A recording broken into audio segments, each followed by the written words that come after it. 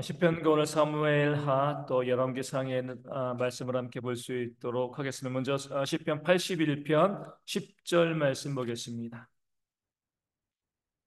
시편 81편 10절 저희가 잘 알고 있는 말씀입니다. 시편 81편 우리 10절 말씀 저희 구약성경으로 863면에 있습니다. 시편 81편 10절 제가 말씀을 읽어드리겠습니다. 나는 너를 애굽 땅에서 인도하여 낸 여호와 내 하나님이니 내 입을 크게 열라 내가 채우리라 하였으나. 아멘. 항상 하나님께서는요 우리 가운데 무엇인가 말씀하시기 전에 명령하시기 전에 먼저 말씀하시는 것이 뭐예요? 내가 너희를 구원하였다. 1만 달란트의 은혜를 베풀어 주었다. 이것을 먼저 말씀을 하시는 거죠. 왜 그 말씀을 먼저 하시죠? 생색내기 위해서인가요? 왜 하나님께서 자꾸 내가 너를 구원했어? 내가 너희를 애굽 땅에서 구원해내었고 예수님의 십자가의 보혈로 너희를 구원하여서 내 백성이 되게 하였다. 왜 하나님께서 자꾸 그 말씀을 우리에게 하실까요? 왜 그러시죠? 잊어버리고 사니까. 물론 그런 것도 있죠. 그러니까, 그렇죠. 우리가 너무 그것을 잘 잊어버리고 사니까 하나님께서 자꾸 기억나게 하시는 건데 더 중요한 이유가 있어요. 사람들은 내가 너 구해줬어 생색내기 위한 거잖아요, 그렇죠? 근데 하나님께서는 왜 자꾸 우리 가운데 내가 너희를 구원해냈다 이렇게 말씀하시냐면 로마서 말씀 가운데 나와 있습니다. 그 아들을 십자가에 달려 죽게 하심으로 뭐예요? 우리에 대한 하나님의 사랑을 확증하셨다. 그러니까 하나님께서 내가 너희를 구해냈잖아, 내가 너를 구원했잖아, 그렇게 말씀하시는 이유는 이거예요. 내가 너희를 사랑하잖아. 그러니까 사랑하니까 구원해 내신 거잖아요. 그렇죠?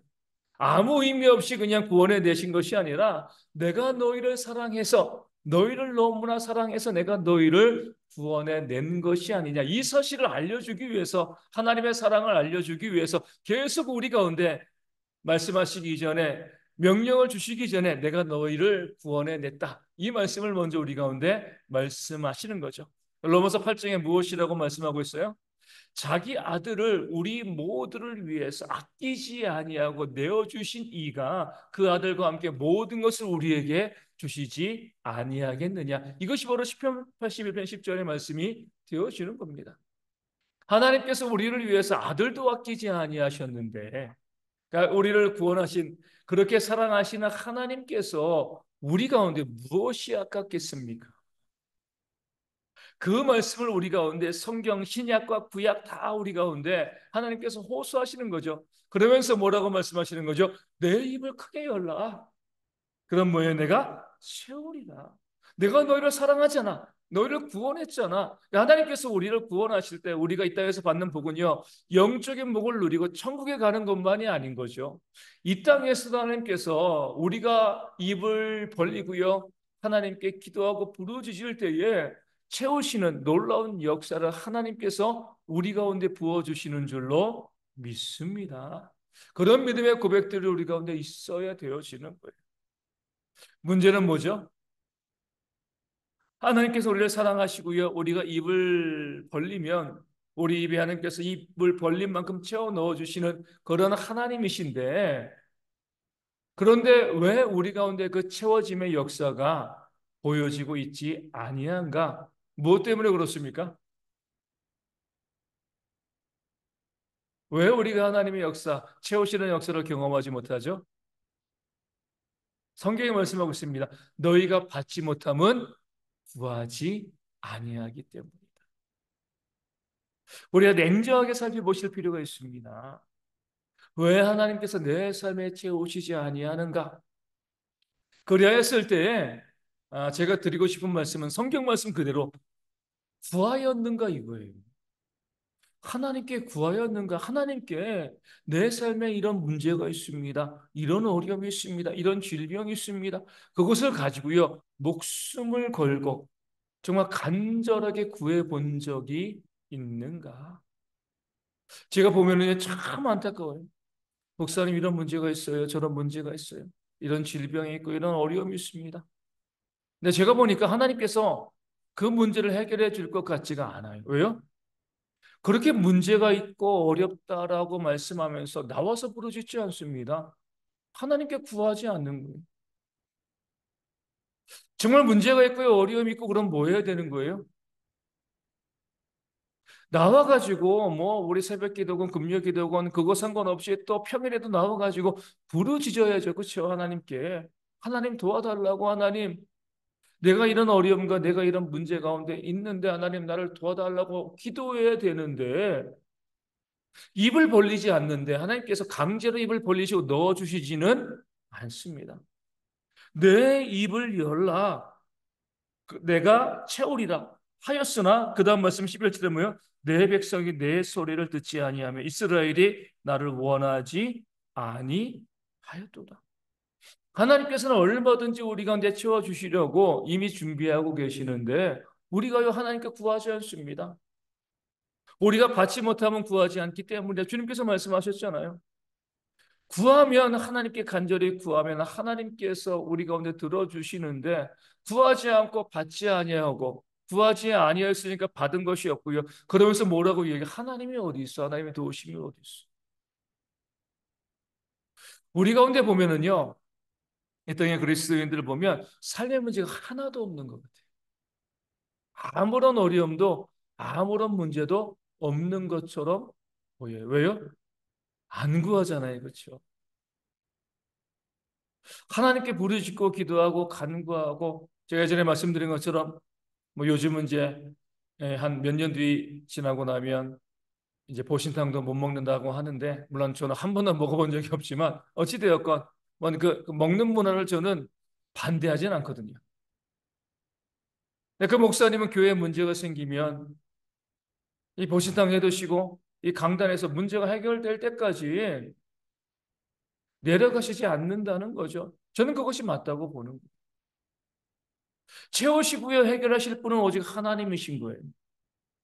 우리의 삶에 문제 어려움이 있으면 그 문제에 대해서 회복하시고 해결하실 분들은 하나님이신 거죠. 많은 교회가 많은 목회자들이 교회가 부흥되지 않아. 교회가 부흥되지 않아. 하나님 교회를 부흥시키면 좋을 텐데 왜 교회가 부흥되지 않지? 답은 나와 있어요. 왜요? 기도하지 않거든요. 부르짖지 않아요. 전도하지 않습니다. 아무것도 하는 것이 없는데 그냥 하나님 교회, 교회가 부흥되었으면 좋겠다. 될 리가 없는 거죠. 제가 분명히 장담할 수 있는 것은 그거죠. 우리 대형의 성도들이 모두 나와서 함께 교회 부흥을 위해서 기도하면 반드시 부흥되어집니다. 근데 그것을 안 하고 있잖아요. 그죠? 기도하지 않잖아요. 부르짖지 않잖아요. 그러면서 왜 교회가 부흥되어지지 않을까? 물론 목회자의 책임이 가장 크겠지만 어찌되었던 가장 중요한 것은요. 우리가 하나님께서는 우리가 입을 열면 채우시는데 우리가 입을 안 연다는 거예요. 이 말씀을 신뢰하지 않는다는 거죠. 이스라엘 백성들도요. 하나님의 말씀을 신뢰하지 않고 하나님 의지하지 아니하고 말씀에 순종하지 아니하니까 하나님께서 채워주실 것들이 없는 겁니다. 정말 그 삶의 어려움과 문제가 있으면 질병이 있으면은 그리고 경제적인 어려움이 있고요. 또 풀리지 않은 그런 문제들이 있으면은요. 기도해야죠. 나와서. 그 문제가 해결되어질 때까지 뭐 누가 기도시키지 않아도요. 본인이 나와가지고 하나님 앞에서 정말 무릎 꿇고 울며 통곡하며 하나님께 간절히 기도해야지 하나님께서 그 기도를 들으시고요. 우리 가운데 응답하시는 겁니다. 기도 응답에는요, 두 가지의 조건이 충족되어야 됩니다. 하나는 하나님이 원하시는 뜻대로 기도해야 되는 거죠. 두 번째는 뭐예요? 간절히 기도하는 겁니다. 이 두 가지가 같이 있어야 돼요.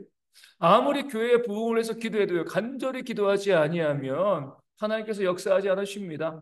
아무리 간절히 기도해도 하나님이 원하시는 뜻이 아니라면 그것이 채워지지 않는 거죠. 응답되어지지 않는 거죠. 이 두 가지 조건, 하나님의 뜻을 가지고요. 그 뜻대로 간절히 목숨을 걸고 기도할 때 하나님께서 들으시고 응답하시고 역사해 주시는 줄로 믿습니다. 말씀 우리 가운데 약속해 주고 있는 거죠. 우리 한나의 기도를 보시면 어때요? 엘리 제사장이 한나를 봤을 때 뭐 했다고 생각했습니까? 술 취했다. 얼마나 그 마음이 간절했으면 그 자식을 위해서 자식을 낳기를 위해서 그렇게 하나님 앞에서 간절히 기도했을 때 하나님께서 그 기도를 들으시고 응답하시고 역사해 주신 겁니다. 정말 하나님의 살아계심을 믿는다라고 하면 하나님을 믿는다라고 하면 내 삶에 풀리지 않는 풀릴 수 없는 그런 문제가 있으면은요 열리를 제쳐놓고 와서 기도하셔야 돼요. 그거 외에는 제가 드릴 말씀이 없는 겁니다. 목회자인 저 의지하시면 안 되죠. 왜냐면 저는 정말 많은 성도들 위해서 기도하다 보니까 그 문제가 중요한 거 알면서도요, 그 문제만을 가지고 기도할 수가 없어요. 먼저는 내 문제를 가지고 내가 그 간절한 문제를 가지고 내가 정말 하나님께 온전히 부르짖는 그런 모습이 우리 가운데 있어야 할 줄로 믿습니다. 우리의 입을 크게 열면 하나님께서는 반드시 채우신다. 그 약속의 말씀을 믿고요. 간절히 열고 하나님께 목숨 걸고 기도하는 그런 지혜가 그러니까 나를 위해서 기도하라는 거잖아요. 그렇죠? 그런 지혜가 우리 모두 가운데 있기를 소망합니다. 우리 84장 84편 11절 말씀 보겠습니다. 시편 84편 11절 말씀입니다. 여호와 하나님은 해요 방패이시라. 여호와께서 은혜와 영화를 주시며 정직하게 행하는 자에게 좋은 것을 아끼지 아니하실 것임이니이다. 아멘. 누구에게 좋은 것을 아끼지 아니하신다고요? 정직하게 행하는 자에게. 하나님께서 공의로우신 분이시기 때문에 정직한 자에게 좋은 것을 아끼지 아니하십니다. 불의한 자에게 좋은 것을 부어 주시지 않는 거죠. 정직한 자에게 좋은 것을 아끼지 아니한다. 이 말씀을 기억하시고 우리 또한 이 땅을 살아가면서 정직한 삶을 살아가는 모습들 그런 지혜가 우리 가운데 있어야 됩니다. 정직하다는 것은요 거짓말하지 않는다는 거죠, 그렇죠? 거짓말하지 않는다는 건 뭐예요? 우리가 내가 의식하지 못하는 상황에서 정직하지 않는 삶을 살 때가 참 많이 있습니다. 그러니까 무엇이냐면요 말과 행동이 다른 거예요. 이것도 정직하지 않은 거죠. 그러니까 말과 행동이 다를 때 우리 가운데 보면 하나님께서 그에게 좋은 것을 아낌없이 부어주시는 그 은혜를 받아 누릴 수 없게 되어 지는 겁니다. 저도 보면 그런 분들 참 많이 있습니다. 이렇게 하겠습니다. 저렇게 하겠습니다. 말로 하고 나중에 그 말을 지키지 않는 분. 본인은 그것을 몰라요. 말하고 잊어버리는 거거든요. 내가 이렇게 하겠습니다. 내가 저렇게 하겠습니다. 입으로 말하고 약속하고요. 그 말대로 행하지 아니하니까 정직하지 않은 거죠. 그렇죠? 일부러 속여서 말하는 것도 정직하지 않은 것이지만 내가 말한 것 그대로 살아가지 않는 것들 내가 약속을 지키지 아니하는 그 모든 것들도요. 정직하지 아니한 거죠. 하나님께서 우리 가운데 좋은 것을 아낌없이 부어주실 리가 없는 거죠. 지난번에도 말씀드린 것처럼 입다는 어리석은 소원을 했습니다. 하지만 어때요? 그 서울을 지켰잖아요. 자기 딸을 제물로 바쳤습니다. 어리석은 서원이고 하나님께서 원치 않은 서원이지만 자기가 입으로 말한 것을 지키는 정직함은 입다 가운데 있었습니다. 근데 우리는 어리석지 않은 서원을 하면서도요. 그것을 지키지 아니하는 거죠. 내 말과 행함이 일치하지 않을 때에 하나님께서 우리 가운데 주시는 좋은 것을 받아 누릴 수 없게 되어지는 거죠. 왜 내 삶에 하나님의 역사가 보여지지 아니하는가? 왜 내 삶에 하나님께서 좋은 것을 채우지 아니하시는가? 하나님께 문제가 있는 것이 아니라 우리 가운데 나에게 문제가 있음을 성경은 계속 우리 가운데 말씀하고 있습니다. 하나님은요, 우리를 구원하셨잖아요. 나를 구원하기 위해서 그 아들 예수님을 십자가에 달리 아낌없이 내어 주셨습니다. 그렇게 우리를 사랑하시는 하나님께서 우리에게 무엇이 아깝겠습니까? 단지 우리가요, 그 하나님의 은혜를 받을 만한 그런 모습을 보이지 않고 있다는 것. 그래서 우리가 말씀을 통해서 하나님의 그 공급하심의 역사를 기억하시고요. 하나님께서 우리 가운데 아낌없이 주시는 그런 모습을 우리 가운데 베푸시는 그런 삶을 살아가는 그런 지혜가 우리 가운데 있어야 할 줄로 믿습니다. 우리 사무엘하 말씀 보겠습니다. 사무엘하 앞으로 가서요. 19장 8절 말씀 보겠습니다. 사무엘하 19장 8절 말씀. 우리 구약성경으로 493면에 있습니다. 495면이죠. 19장 8절. 사무엘하 19장 8절 말씀. 제가 말씀을 읽어드리겠습니다. 왕이 일어나 성문에 앉으며 어떤 사람이 모든 백성에게 말하되 왕이 문에 앉아 계신다 하니 모든 백성이 왕 앞으로 나오니라. 이스라엘은 이미 각기 장막으로 도망하였더라. 아멘. 어떤 상황이죠? 압살롬이 그 아버지 다윗을 반역해서 그 다윗을 죽이려고 했습니다. 근데 하나님의 도우심 가운데 그 싸움에서 이제 이기게 된 거죠. 그럼에도 이제 다윗이 어리석은 예전에 사울이 했던 것처럼 어리석은 명령을 백성들에게 내립니다. 뭐예요? 내 아들 압살롬을 죽이지 말아달라.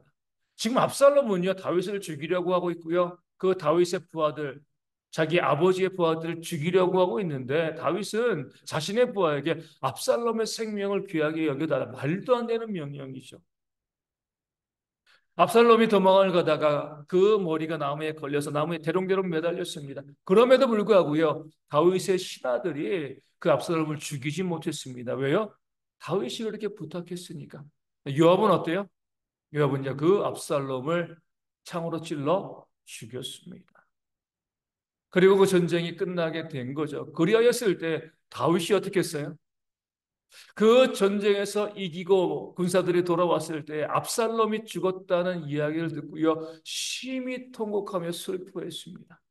백성들이 얼마나 민망했겠습니까? 자신들은 다윗을 위해서 목숨을 아끼지 않고 싸웠는데 다윗은요. 그 백성들을 죽이려고 한 압살롬의 죽음을 슬퍼하고요. 그 백성들을 위로하지 않았습니다. 물론 그 감정은 이해가 가요. 다윗이 압살롬을 사랑했습니다. 반역한 아들이라도 우리가 그러잖아요. 부모는요, 그 불의한 자식이지만 그 불의한 자식도 사랑합니다. 이게 부모의 마음이잖아요. 압살롬이 죽었을 때 그 다윗의 마음이 얼마나 슬펐을까 우리가 이해되지만 더 중요한 건 뭐예요? 그 백성들, 자기를 따르는 백성들이 자기를 위해서 목숨을 아까워하지 않고 압살롬과 싸웠다는 겁니다. 그 백성들의 모습을 생각하면 백성들을 위로하고 칭찬하고 격려해야죠. 다윗은요, 그 감정에만 얽매여 가지고요, 그 백성들을 위로하고 격려하는 그런 일들을 행하지 못했던 거죠. 요압이 따집니다. 만약에 왕이 백성들 앞에 나가지 아니하면 백성들이 다 왕을 버리고 왕 혼자 남게 되어질 겁니다. 그제서야 정신을 차리고 그 다윗이 백성들 앞에 나아간 거죠. 백성들의 위로를 받게 되어 진 겁니다. 우리 가운데도 이런 일들이 참 많이 발생할 수 있습니다. 내 감정에 잠겨가지고 무엇이 옳은 건가 무엇이 옳지 아니한 것인가 판단하지 아니하고요. 그 감정으로 모든 것, 그러니까 모든 것을 해결하는 그런 사람들이 이 교회 안에도 너무나 많이 있습니다. 물론 감정을 보정하는 거 아니에요. 때로 기분 나쁠 수도 있고요. 마음이 슬플 수도 있고 하지만 냉정하게 이성적으로 판단하고 지금 우리가 해야 될 것이 무엇인가 그것을 바라볼 수 있는 모습이 있어야 됩니다. 베드로가 그랬잖아요. 주님께서 십자가에 달려 죽으실 것이다. 고난당하고 내가 죽을 것이다라고 이야기했을 때 그 감정만 가지고 주여 그리 마옵소서 이 일이 주님께 미치지 아니하리이다. 주님께서는 그것을 무엇이라고 말씀하신 거죠? 사단아 내 뒤로 물러가. 그러니까 우리 감정을 자꾸 요동시키는 것이 사단의 그런 어떤 뭐랄까 미혹인 거죠. 우리가 감정에 빠지게 되어지면 이성적으로 판단하지 못하거든요. 그렇게 되어지면 우리가 잘못된 선택을 할 가능성이 참 많이 있습니다. 왜 사람들이 저렇게 어리석은 선택을 할까? 그 감정 때문에 그런 거예요. 우리 이제 지난주에 이제 그런 이제 기사를 봤습니다. 우리 아주 유명한 우리 회장 부인이죠. 이제 그 갑질로 아주 유명한 그 회장 부인인데 그 부인에 대한 이제 새로 이제 이 뭐 기사가 하나 떴습니다. 자신이 그룹에서 이제 운영하고 있는 호텔이 있는데 그 호텔 한쪽에 그 이제 부인이 그 회장 부인이죠. 회장 부인이 이 뭐랄까요? 가꾸고 있는 이제 이 정원이 하나. 그러니까 정원 가꾸는 걸 참 좋아하는 거예요. 그러니까 정원을 가꾸는 사람들이 좋은 사람이 많은데 왜 그분은 그런지 모르겠어요. 그 정원을 가꾸고 있었는데 다른 사람들은 거기 들어가지 못한대. 그런데 이제 그 정원을 막 가꾸고 있는데 그 이제 그 회사에 들어온 지 그 호텔에 들어온 지 얼마 안 되는 그 직원이 보니까 아니, 회장 부인이 가꾸고 있는 그런 이제 이 정원에 어떤 할머니가 가가지고 그 정원을 막 이 뭐 손대고 있는 거죠. 그래가지고 이제 그 직원이 할머니를 보고 이렇게 할머니 나오시라고 거기 아무나 들어가는 곳 아니라고 나오게 했어요. 그 회장 부인한테. 그랬더니 그 회장 분이 어때요? 자기를 할머니라고 불렀다고. 그 직원을 그날 해고해버린. 그런 것 자체가 말도 안 되지만, 아니, 이성적으로 판단을 해야죠. 그렇죠? 자기 기분이 나쁘다고요. 자기 이 감정이 안 좋다고 사람을 해고하는 것이 그 마땅한 일이 아니지.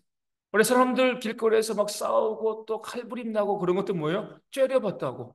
기분 나쁘게 했다고. 또 운전하면서도 어때요? 우리 이 보복 운전하는 경우들 어때요? 이거 감정 때문에 그래요. 예전에 말씀드린 것처럼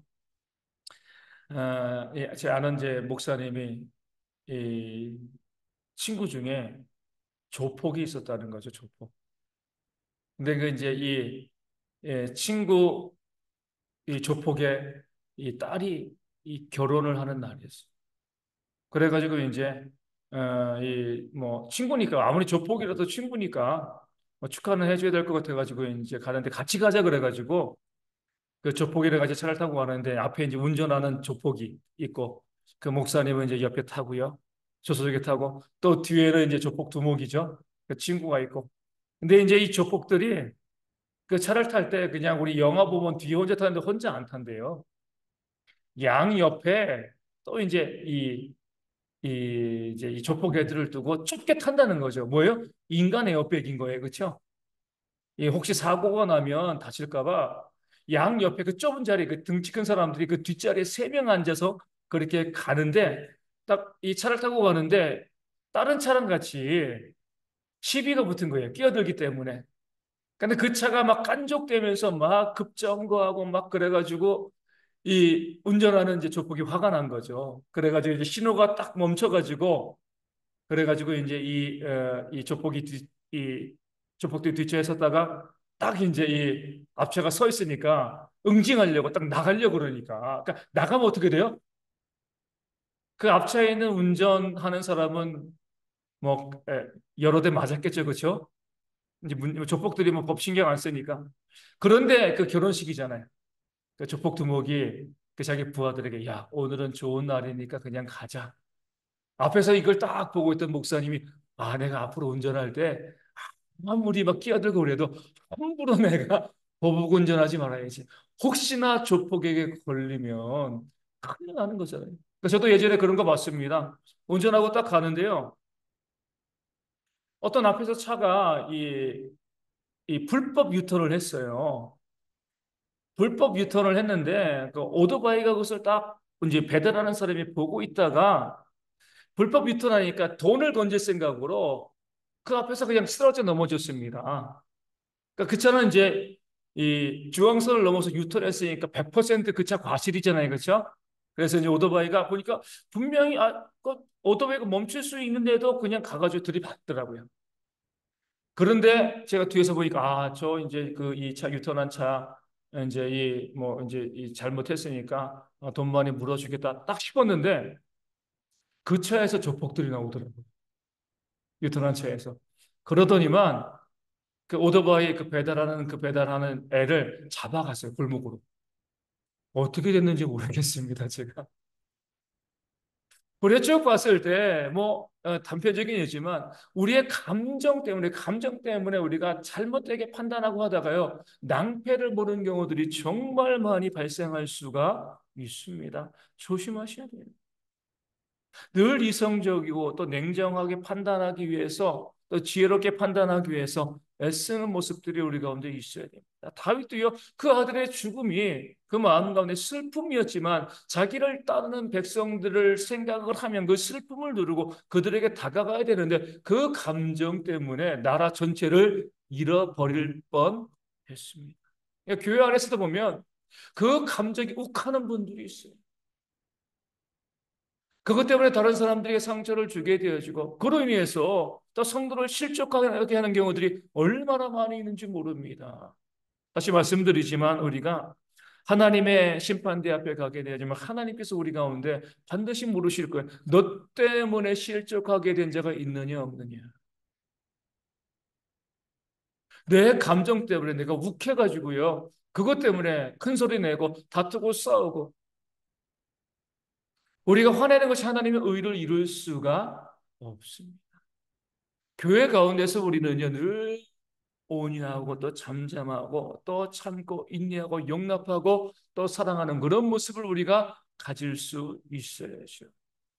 그 뭐라고 아무것도 아닌 것 때문에 때로고 자존심 때문에 그것 때문에 욱하고 화내고 그로 인해서 다른 사람에게 상처 주고 또 문제를 일으키고 그러면서도 본인은 내가 늘 잘했다 아무런 문제 없다 이런 사람들이 사회에도 많고요 교회 가운데도 너무나 많이 있습니다. 근데 믿는 사람들은 그러지 말아야 될 것을 오늘 다윗이 우리 가운데 보여주고 있는 거죠. 화가 날 때, 화가 날 수 있죠. 남이 나를 도발할 때가 있어요. 그럴 때는요, 잠시 참고 기도하면서 하나님의 뜻이 무엇인가 다시 물어보고요, 온유하고 냉정하게 그 문제를 또 해결해 나가는 그런 지혜도 또 우리 가운데 있어야 할 줄로 믿습니다. 우리 21장 3절 말씀 보겠습니다. 사무엘하 21장 3절 말씀. 다윗이 그들에게 묻되 내가 너희를 위하여 어떻게 하랴 내가 어떻게 속죄하여야 너희가 여호와의 기업을 위하여 복을 빌겠느냐 하니 아멘. 기브온 사람들로 인해서 기근이 임했습니다. 그럴 때에 다윗이 그들에게 가서 너희가 내가 너희에게 어떻게 하여야 너희가 여호와의 기업을 위해서 복을 빌겠느냐 아주 중요한 논리가 담겨져 있는 거죠. 이방인들이잖아요, 그렇죠? 이방인들이 교회와 믿는 사람들을 바라보면서 그들이 저주하면 교회와 믿는 사람들이 저주받게 되어 있습니다. 하나님이 들으시고요. 야, 교회가 저랬어. 믿는 자들이 저랬어. 반면에 믿지 않는 사람들이요. 교회와 성도를 바라보면서 야, 저 사람들은 저 교회는 복 받아야 돼. 그럼 그 교회가 복 받고요. 그 성도들이 복을 받게 되어 지는 겁니다. 우리가 보게 되어지면 이 땅에는 교회들이 왜 이렇게 힘든가? 그러니까 세상에서 교회를 향하여서 그렇게 끊임없이 어때요? 비난하고 정죄하고 또 비판하고 욕하고 있기 때문에 손가락질하고 있기 때문에 그렇습니다. 단적인 예로 우리 목회 세습도 그래요. 뭐 문제가 없다 이렇다 저렇다 많이 이야기하지만 세상은 어떻게 보죠? 교회가 목회 세습할 때 뭐 교회 안에서 우리 문제 없어 우리 좋은 목사님이 얼마든지 이야기할 수 있습니다. 근데 세상은 어떻게 바라봐요? 그렇게 바라보면서 세상이 비난하고 정죄하는 것을 하나님이 들으시고요. 하나님이 심판하신다는 거예요. 그러니까 세상에 우리 가운데 부끄러움이 없어야 돼요. 그렇죠? 그러기 위해서는 우리가 아무리 그 목회 세습에 문제가 없다 할지라도 그 세상에게 좋은 소리 듣기 위해서 우리가 그것을 하지 않는 그런 지혜도 교회 가운데 있어야 되는데 교회가 믿지 않은 세상 사람들에게 비난받고요. 성도들이 믿지 않은 사람들에게 욕먹으니까 하나님께서 그것을 들으시고요. 또 교회와 성도 가운데 하나님의 진노와 심판을 부으시는 겁니다. 그래서 우리가 믿지 않은 자들에게 우리 믿음 때문에 우리의 신앙 때문에는요. 그들에게 핍박당할 수 있지만 우리의 삶으로 인하여서 우리의 모습 때문에 그 사람들에게 비난받고요, 조롱받는 손가락질 당하는 그런 일들이 발생하면 결국 우리가 하나님의 진노를 받게 되어 지는 겁니다. 믿지 않은 자들에게도 인정받고요, 믿지 않은 자들에게도 칭찬받는 그런 모습들이 우리 가운데 있을 때 그들이 우리를 위해서 복을 빌고 우리를 축복하게 되어지고 하나님이 들으시고 우리에게 복과 은혜를 부어주시는 것. 그 원리를 말씀 우리 가운데 보여주고 있습니다. 우리 24장 4절 말씀 보겠습니다. 사무엘하 24장 4절 말씀입니다. 왕의 명령이 요압과 군대 사령관들을 재촉한지라 요압과 사령관들이 이스라엘 인구를 조사하려고 왕 앞에서 물러나 아멘. 이 다윗의 말년의 모습인 거죠. 우리가 깊이 새겨야 되는 거예요. 다윗은 하나님의 마음에 합한 사람이었습니다. 그런데 왕이 되어지고 평안해지면서 다윗도 실수하고 범죄하게 되었어요. 바세바를 범한 것도 그러고요. 우리 앞서 본 것처럼 압살롬이 죽었을 때에 그 이 압살롬의 죽음의 슬픔을 이기지 못하고요. 그 백성들을 위로하지 못한 그런 어리석음들이 다윗 가운데도 많이 있었는데 그럼에도요. 다윗이 그런 잘못된 것 가운데서도 다시금 길을 잡고 중심을 잡을 수 있었던 이유는요. 듣는 귀가 열렸기 때문에 그래요. 바사바를 범했을 때도요. 나단이 가서 다윗에 대해서 그 이 죄를 지적했을 때 듣고요 회개했습니다. 압살롬의 죽음 가운데 슬퍼하며 백성을 위로하지 못했을 때 요압이 가서 이야기하니까 듣고의 백성들 앞에 나왔습니다. 아무도 완전한 사람이 없기 때문에 실수할 수 있고요, 잘못할 수 있고요, 그리고요, 죄를 범할 수 있습니다.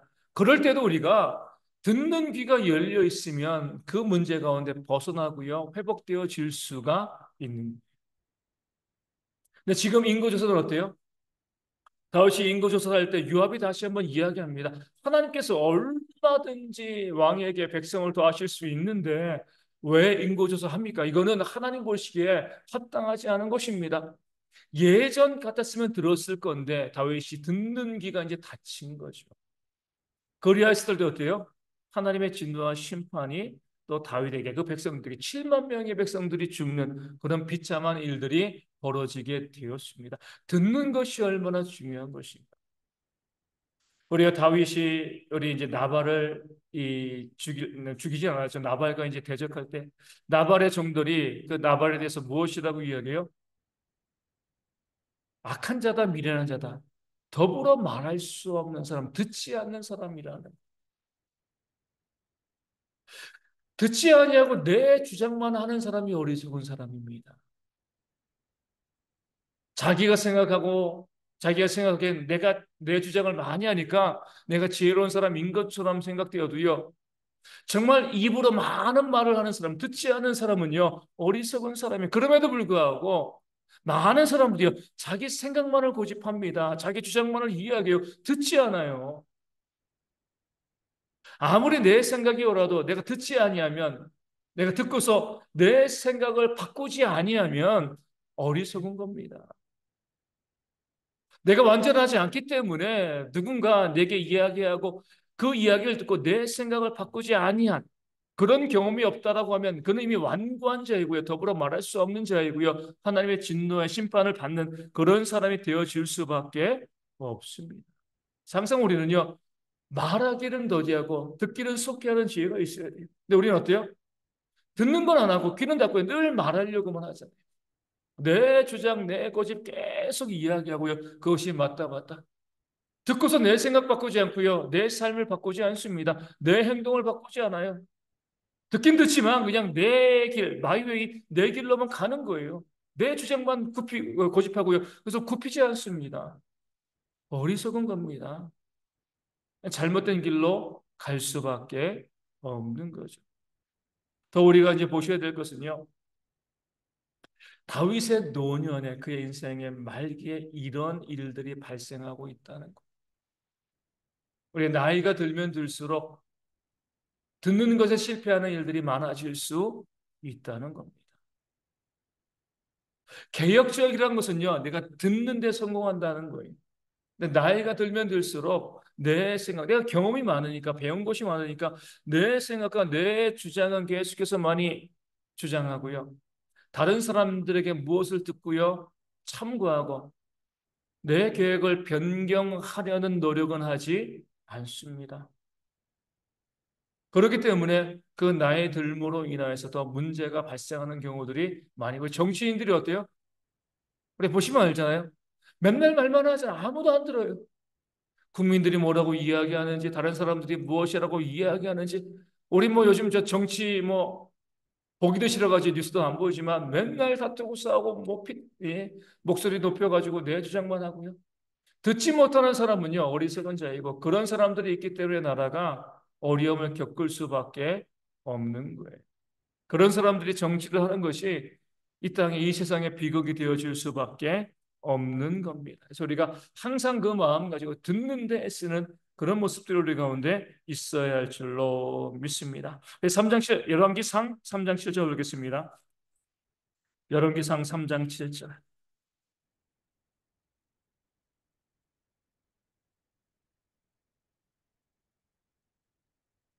예, 말씀을 읽어드리겠습니다. 나의 하나님 여호와여, 주께서 종으로 종의 아버지 다윗을 대신하여 왕이 되게 하셨사오나 종은 작은 아이라 출입할 줄을 알지 못하고. 아멘. 솔로몬이 하나님께 기도하는 모습이죠. 지혜를 구하는 그런 기도인데 먼저 이렇게 기도합니다. 하나님께서 나를 왕으로 세우셨습니다. 내 능력이 아니라 하나님께서 세우셨습니다. 그러면서 무엇이라고 이야기해요? 종은, 그러니까 내가 종이다라고 고백하고요. 왕이지만 나는 종이다. 이게 솔로몬의 겸손이 되어진 거죠. 한 나라의, 그것도 부강한 나라의 왕인데도 하나님께 나는 종입니다라고 이야기하는데, 우리가 살고 있는 이 세상 가운데 아무것도 아니면서도요, 내가 종임을 고백하지 못하는 사람들이 정말 많이 있습니다. 종은 뭐 하는 사람이라고요? 종의 일을 하는 사람, 순종하는 사람인 거죠. 그렇죠? 하나님의 말씀 가운데 순종하지 않으면 종이 아닌 거예요. 말로 종이라고 이야기해도. 솔로몬도 자기를 종이라고 이야기하면서 그 다음에 무엇이라고 이야기해요? 작은 아이입니다. 출입을 할 줄도 모르는 그런 작은 아이입니다. 이때 솔로몬의 나이가 몇 살이에요? 몇 세 왕이 됐어요? 40세. 40세인데 솔로몬은요, 나는 종입니다. 나는 작은 아이입니다. 출입할 줄도 모릅니다. 이렇게 하나님께 이야기하고 하나님께 기도하고 있어요. 이것이 솔로몬의 겸손, 이 겸손이 지혜를 구하게 되어 지는 거죠. 그렇죠? 하나님 앞에서 우리가 늘 작은 아이임을, 종임을 고백하는 것이 지혜가 되어지는 겁니다. 사람 사이에서 내가 더 높아 막 뭐 따질 수 있겠죠. 하지만 하나님 앞에서는 어때요? 하나님은 하늘에 있고 우리는 땅에 있습니다. 누가 하나님 앞에서 나 자신을 내세우고 이야기할 수 있겠습니까? 그런데 왜 하나님의 말씀 가운데 순종하지 않냐? 말씀에 순종하지 않는다는 것은요, 에덴 동산에서 아담과 하와처럼 내가 하나님과 동등되게 그렇게 여겨진다는 거예요. 누가 종인가? 누가 겸손한 자인가? 순종하는 자가 종이고 겸손하는 자가 되어 주는 겁니다. 솔로몬처럼 나는 작은 아이라 출입할 줄을 알지 못합니다. 하나님 앞에서 우리의 고백이 되어질 때 우리가 순종하게 되어지고요. 거기에 하나님께서 겸손한 자에게 주시는 은총이 있게 되어집니다. 겸손한 자에게 하나님께서 겸손한 자를 존귀케 하신다라고 했을 때 다른 말로 뭐예요? 순종하는 자를 존귀케 하시는 겁니다. 그래서 여호수아도 그러고 이 우리가 읽지 않았지만 다윗도요. 솔로몬에게 무엇이라고 유언해요? 너는 대장부가 되어라.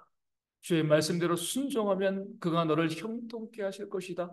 대장부가 뭐예요? 자기 뜻을 주장하는 사람이 아니라 하나님의 말씀 가운데 순종하는 자입니다. 모세도 여호수아에게 하나님의 말씀 가운데 순종할 때 그가 내 길을 지도하시고 내 길을 인도하실 것이다. 성경의 말씀의 핵심은 이거죠. 무엇이 겸손인가? 무엇이 기도인가? 바로 순종하는 거예요. 하나님의 역사를 우리가 받아 누릴 수 있게 되어 지는 겁니다. 우리 3장 9절 말씀 보면 이런 말씀이 있습니다. 누가 주의 이 많은 백성을 재판할 수 있사오리까? 듣는 마음을 종에게 주사 주의 백성을 재판하여 선악을 분별하게 하옵소서. 무엇이라고 말씀하고 있어요? 무엇이 지혜입니까? 선악을 분별하는 것인데 그러기 위해서는요, 듣는 마음을 줍니다. 그러니까 귀가 열리는 자가 선악을 분별하게 되어지고요. 그것이 바로 하나님께서 지혜라고 말씀을 하시는 거예요. 말을 하는 게 지혜가 아니라 듣는 것. 성경은 끊임없이 우리 가운데 주의 말씀을 듣고 순종하고요. 내 주변 사람들에게 그들의 말에 내 귀를 열고 듣는 것. 이것이 바로 지혜이다. 그런 자에게 하나님께서 은총을 더하신다. 이렇게 약속하고 있습니다. 제발 좀 들으세요. 말하려고 하지 마시고 자꾸 주장하고 고집하려고 하지 마시고요. 좀 듣고요. 그 듣는 그 말씀 가운데 순종하는 모습, 순종이 제사보다 낫다 하나님께서 말씀하셨잖아요. 그런 지혜가 우리 가운데 있어가지고 내 주장, 내 고집이 아니라 하나님의 말씀을 내가 들었는데 그 말씀에 이렇게 나와 있습니다. 이렇게 말씀하셔야지. 그 말씀과 전혀 상관없이 말씀은 듣지도 아니하고요. 내 주장, 내 고집을 이야기하게 되어지면 미련한 겁니다. 어리석은 것, 잘못된 길로 걸어갈 수밖에 없게 되어진다 말씀을 우리 가운데 알려주고 있는 것입니다. 우리 8장 28절에서 30절 말씀 보겠습니다. 8장 28절에서 30절 말씀. 열왕기상 8장 28절에서 30절 말씀.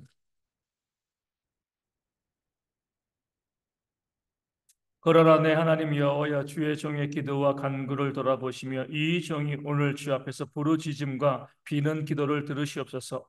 주께서 전에 말씀하시기를 내 이름이 거기 있으리라 하신 곳 이 성전을 향하여 주의 눈이 주야로 보시오며 주의 종이 이곳을 향하여 비는 기도를 들으시옵소서. 주의 종과 주의 백성 이스라엘이 이곳을 향하여 기도할 때에 주는 그 간구함을 들으시되 주께서 계신 곳 하늘에서 들으시고 들으시사 사하여 주옵소서. 아멘. 이 말씀을 한마디로 주님께서 이렇게 정의하시죠. 내 집은 만민이 기도하는 집이다. 이렇게 주님께서 정의하신 것이죠. 성전이 하나님을 담을 수가 없잖아요. 하나님께서 성전에 갇혀 계시지 않습니다. 성전을 다 짓고 봉헌하면서 이 솔로몬이 기도하고 있는 거예요. 이렇게 성전을 잘 지었지만 하나님께서 만유의 주인 창조주께서 이 성전 안에 갇혀 계시겠습니까? 그럴 수 없습니다. 그럼 성전을 왜 짓는 거예요? 여기에서 기도할 때 하나님이 들어주신다는, 만민이 기도하는 거죠. 하나님께서 여기를 주목하고 계시고 여기에서 우리가 하나님께 기도할 때 하나님께서 그 기도를 들으시고요, 우리 가운데 역사하시고 응답하시기 위해서 우리가 이 성전을 지었습니다. 그러니까 기도하기 위해서 성전을 지었다는 거죠. 예수님도 성전을 정화하면서 이 기집은, 이 성전은 만민이 기도하는 집이라 기록되어 있지 아니하냐.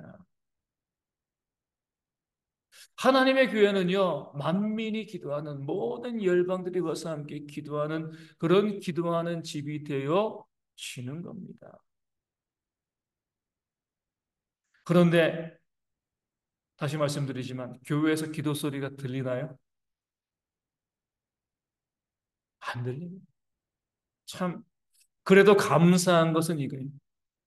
이 교회 다니지 않는 사람들이 가끔가다 교회 와서 평일에 와서 기도합니다. 그분들을 위해서 저는 이제 교회 문을 활짝 열어놔요. 그렇게라도 이 교회가요, 기도의 음성으로 채워줘야지 하나님의 은혜가 임하지 아니하겠습니까? 항상 교회 가운데 기도가 끊이지 않을 때 하나님의 역사가 일어나는 겁니다. 솔로몬도 성전을 짓고요, 이 집은 만민이 기도하는 집입니다. 여기서 기도할 때 하나님 주목하시고 우리 가운데 하나님의 역사를 부어달라, 그렇게 기도하고 있는 거죠. 삶에 여러 가지 많은 일들, 바쁜 일들이 있을 줄 알아요. 하지만 우리가 문제가 있을 때도 마찬가지지만 수시로 와서 하나님의 전에서 기도하고 부르짖음을 통하여서 하나님께서 우리 가운데 부어주시는 그런 은혜를 누리는, 은총을 받아 누리는 지혜가 우리 모두에게 있기를 주님의 이름으로 축원을 드립니다.